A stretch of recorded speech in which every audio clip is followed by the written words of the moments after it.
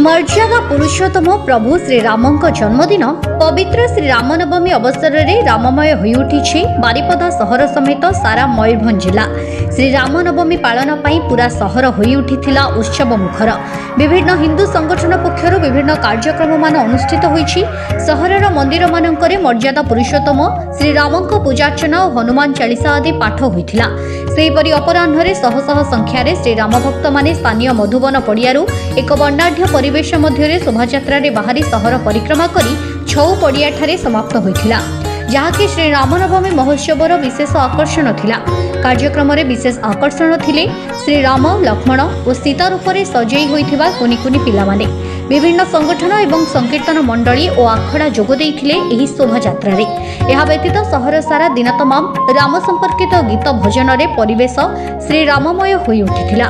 प्रभु श्रीरामଙ୍କ शोभायात्रा रे दलमत निर्विशेष रे समस्ते सामिल होइथिबार देखिबाकू मिलिथिला।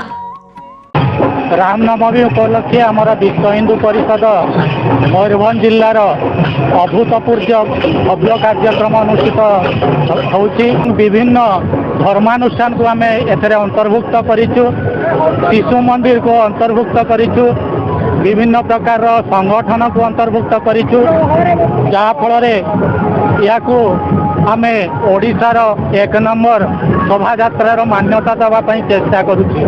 एथिपाई बहु दिन पूर्वर आमर प्रस्तुति बैठक बारंबार बसी याकू चूड़ांत रूप गतकाली दि जाइछि एवं आशा करुछु यह अभूतपूर्व निश्चित भाव में हम। एथिपाई ये बारिपदावासी को निश्चित भाव में बधाई देवी। तो आज सारा भारतवर्ष रे मर्यादा पुरुषोत्तम रामचंद्रन का जो जन्म तिथि, यही तिथि रे सारा भारतवर्ष रे आज ये आध्यात्मिक ऊपर जो मैंने विश्वास करती से माने आज तांकर बहुत आनंदर उत्साहर सहित ये जन्मदिन को चारिआडे पालन करा जाउछि।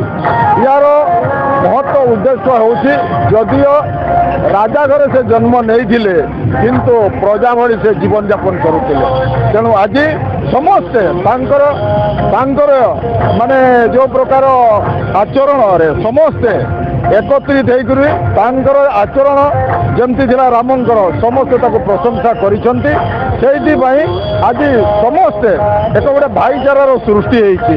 ए उत्सव पाई समस्ते एक भारतवासी बहुत आनंद रे पालन करुछंती। तो आगामी दिन रे ये भाईचारा रहिले निश्चित रूप भारतवर्ष एकता बढ़िबो, भारतवर्ष आगो को बढ़िबो।